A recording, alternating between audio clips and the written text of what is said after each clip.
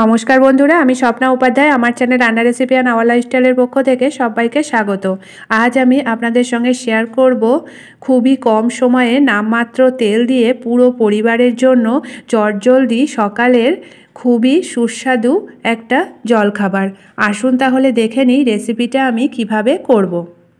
আজকের এই রেসিপিটা বানানোর জন্য এখানে আমি নিয়ে নিয়েছি দুটো টমেটো, ভালো করে ধুয়ে নিয়েছি। আর নিয়ে নিয়েছি 3টে মিষ্টি আলু খোসা ছাড়িয়ে আর একটু কেটে দিয়েছি। আর নিয়ে নিয়েছি একটা গোটা ফুলকপি। আর ফুলকপিটা ভালো করে দেখে বেছে ধুয়ে নিতে হবে যাতে ফুলকপির মধ্যে কোনো পোকা না থাকে। আর নিয়েছি মটরশুঁটি 100 গ্রাম আর কাঁচা পাকা লঙ্কা। এবার একটা বড় মাপের কড়াই নিয়েছি আর দিয়ে দিলাম সবজিগুলো দিয়ে বেশ কিছুটা পরিমাণ জল দিয়ে আর পরিমাণ মতো লবণ হলুদ দিয়ে একটা ঢাকা দিয়ে দেব। আর 2 থেকে 3 মিনিট হাই হিটে সেদ্ধ করে নিতে হবে। এবার দেখে নেব সবজিগুলো ভালোভাবে সিদ্ধ হয়েছে কিনা। দেখতে পাচ্ছেন বন্ধুরা, টমেটোগুলো ভালোভাবে সিদ্ধ হয়ে গেছে। টমেটোগুলোকে আগে তুলে নিলাম। আর এবার দেখে নেব ফুলকপিটা ভালোভাবে সিদ্ধ হয়েছে কিনা। ফুলকপিটাও সিদ্ধ হয়ে গেছে, মিষ্টি আলুও ভালোভাবে সিদ্ধ হয়ে গেছে। এবার এগুলোকে জল ছেঁকে তুলে নেব।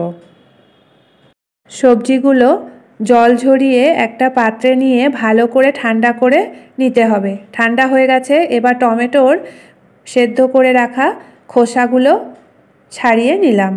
আর ফুলকপির যে ডাঁটাগুলো আছে সেগুলোও কিন্তু এভাবে করে ছাড়িয়ে নিতে হবে। ডাঁটাগুলো খেতে সুস্বাদু লাগে না, তাই ডাঁটাগুলো ছাড়িয়ে ফেলে দিতে হবে। পুরোটা ছাড়ানো হয়ে গেছে। এবার সব সবজিগুলোকে ভালো করে পেস্ট করে নিতে হবে হাতের সাহায্যে। এটা কিন্তু মিক্সিতে পেস্ট করলে ভালো লাগবে না। এভাবে করেই সময় ধরে একদম মসৃণ করে পেস্ট করে নেব হাত দিয়ে। সব সবজিগুলোকে ভালো করে মিহি করে পেস্ট করে নেওয়া হয়ে গেছে। দেখতে পাচ্ছেন ঠিক এরকম মসৃণ পেস্ট করতে হবে। একটা কড়াই বসিয়ে দিয়েছি। এবার কড়াইয়ে দিয়ে দিলাম কিছুটা পরিমাণ রিফাইন্ড অয়েল। তেলটাকে এবার হাই হিটে গরম করে নেব। তেলটা গরম হয়ে গেছে। এবার দিয়ে দিলাম সবজি পেস্টটা দিয়ে সব সময় নাড়াচাড়া করে হাই হিটে রেখে একটু শুকনো শুকনো করে ভেজে নিতে হবে। এবার এর মধ্যে দিয়ে দিচ্ছি সামান্য পরিমাণে হলুদ, আর দিয়ে দিচ্ছি স্বাদ মতো লবণ, আর দিয়ে দিলাম গ্রেট করে রাখা আদা হাফ চামচ, দিয়ে দিলাম সামান্য পরিমাণে জিরে গুঁড়ো, আর দিয়ে দিচ্ছি সামান্য পরিমাণে ধনে গুঁড়ো। এবার এটাকে ভালো করে মিশিয়ে একটু নাড়াচাড়া করে ভেজে নিতে হবে। পেস্ট করা সবজিটা মশলা দিয়ে সবসময় নাড়াচাড়া করে 3 থেকে 4 মিনিট একটু ভেজে নিয়েছি। এবার এটাকে নামিয়ে ঠান্ডা হতে দেব। পেস্ট করা সবজিটা এবার একটা থালার মধ্যে নামিয়ে ঠান্ডা হওয়ার জন্য রেখে দেব। এখানে নিয়ে নিয়েছি 1 বাটি গমের আটা। প্রায় 200 গ্রাম আটা আছে এখানে। আর এটা আটা দিয়ে করলেই খুবই ভালো লাগবে। একটা কড়াই বসিয়ে দিয়েছি। কড়াই গরম হয়ে গেছে। দিয়ে দিলাম গমের আটা দিয়ে নাড়াচাড়া করে 2 মিনিট লো ফ্লেমে রেখে একটু ভেজে নিতে হবে। দিয়ে দিলাম সামান্য পরিমাণে লবণটা ভালো করে মিশিয়ে নাড়াচাড়া করতে থাকবো একটা সুন্দর স্মেল আসা পর্যন্ত। 2 মিনিট ধরে আটাটা লো ফ্লেমে রেখে একটু ভেজে নিয়েছি। আর একটা সুন্দর গন্ধ আসছে। আর দেখতে পাচ্ছেন আটাটা কেমন ঝুরঝুরে হয়ে গেছে। তাহলে বুঝতে হবে যে আটাটা ভাজা হয়ে গেছে। এবার এটাকে নামিয়ে ঠান্ডা হতে দিতে হবে। আটাটা একটা বড় মাপের জায়গায় ঢেলে নিয়েছি। এবার ভালো করে লবণটা হাতের সাহায্যে এভাবে করে মেখে মেখে মিশিয়ে নিতে হবে। দিয়ে দিচ্ছি একদম সামান্য পরিমাণে রিফাইন্ড অয়েলটা দিয়ে আবারও আটাটাকে ভালো করে মেখে ময়াম করে নিতে হবে। ভালো করে ময়াম করা হয়ে গেছে আটাটা। দেখতেই পাচ্ছেন প্রায় 5-7 মিনিট ধরে আটাটা ময়াম করে নিয়েছি। এবার যে সবজি পেস্টটা আছে সেই সবজি পেস্টটা দিয়ে অল্প অল্প করে আটাটাকে মেখে নিতে হবে আর একটা সফট ডো তৈরি করে নিতে হবে। এভাবে করে অল্প অল্প পেস্ট দিয়ে আমি মেখে নেব।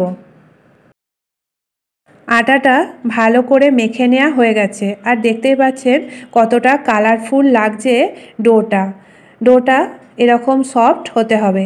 এবার একদম সামান্য পরিমাণে রিফাইন্ড অয়েল ডোয়ের গায়ে ভালো করে লাগিয়ে দিয়ে 10 মিনিট রেস্ট করতে দেব।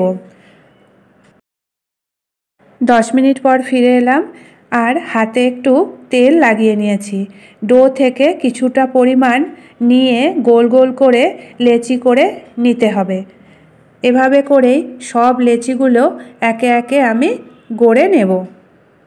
আমরা যেমন রুটি বা পরোটার লেচি করি ঠিক সেভাবেই এই লেচিগুলো গড়ে নিতে হবে। মাত্র 1 বাটি আটা আর সবজি দিয়ে তৈরি হয়ে গেল এতগুলো লেচি। এবার এগুলোকে বেলে নিতে হবে। এবার লেচিগুলোকে একে একে বেলে নেব। সামান্য পরিমাণে আটা দিয়ে লেচিগুলোকে রুটির আকারে গড়ে নিতে হবে। এই সবজি পরোটাগুলো খেতে কিন্তু খুবই সুস্বাদু হয় আর এগুলো খুব বেশি মোটাও হবে না আর খুব বেশি পাতলাও হবে না, ঠিক এরকম মাপের করতে হবে। একটা রুটি সেঁকা তাওয়া বসিয়ে দিয়েছি, তাওয়া গরম হয়ে গেছে, দিয়ে দিলাম একটা সবজি রুটি। এবার এই রুটিটাকে ভালো করে সেঁকে নিতে হবে আর এভাবে একটা খুন্তির সাহায্যে রুটিটাকে চারিদিকে চেপে চেপে সেঁকে নিতে হবে আর মিডিয়াম ফ্লেমে রেখে সেঁকতে হবে যাতে করে রুটিটা সেঁকার সময় পুড়ে না যায়। আর বারবার এপিট ওপিট উল্টাতে হবে। যত ভালো করে সেঁকা হবে রুটি পরোটাগুলো খেতে কিন্তু ততই ভালো লাগবে।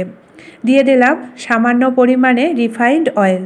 সামান্য পরিমাণে রিফাইন্ড অয়েল দিয়েই এই পরোটাটা ভেজে খেলে খুব ভালো লাগবে।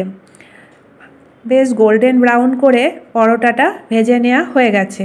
এবার এটাকে নামিয়ে নেব আর বাকি পরোটাগুলোও ভেজে নেব। মাত্র 200 গ্রাম আটা আর সবজির সাথে তৈরি হয়ে গেল পুরো পরিবারের জন্য চটজলদি কম তেলে জলখাবার।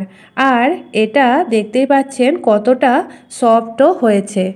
সব পরোটাগুলো ভেজে নেওয়া হয়ে গেছে আর দেখতেই পাচ্ছেন বন্ধুরা পরোটাগুলো দেখতে যেমন কালারফুল হয়েছে আর খেতেও কিন্তু হয়েছে খুবই সুস্বাদু।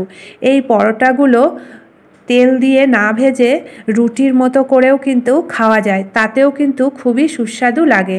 আর নিয়ে নিয়েছি একটু আচার দিয়ে পরোটা খেতে আমাদের সকলেরই কিন্তু খুবই ভালো লাগে। তাহলে বন্ধুরা দেখলেন তো সকালের জলখাবার কত সহজেই ঝটপট তৈরি হয়ে গেল, আবার কত কম তেলে। এরকম পরোটা কিন্তু একবার খেলে বারবার খেতে ইচ্ছা করবে আর এই পরোটাটার সাথে কোনো সবজি তরকারিও লাগবে না।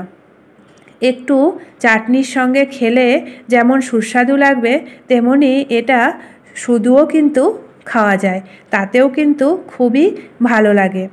আবার এটা তেল দিয়ে না ভেজে রুটির মতো করে চাটনির সঙ্গে খেলেও কিন্তু খুবই ভালো লাগবে। আপনারা চাইলে আমার মতো করে এই রেসিপিটা একবার বাড়িতে বানিয়ে দেখতে পারেন। আশা করি সকলের খুবই ভালো লাগবে। ভালো লাগলে লাইক শেয়ার কমেন্ট করবেন আর আমার চ্যানেলকে এখনও যারা সাবস্ক্রাইব করেনি প্লিজ সাবস্ক্রাইব করে নেবেন। তাহলে বন্ধুরা আজকের মতো এটুকুই।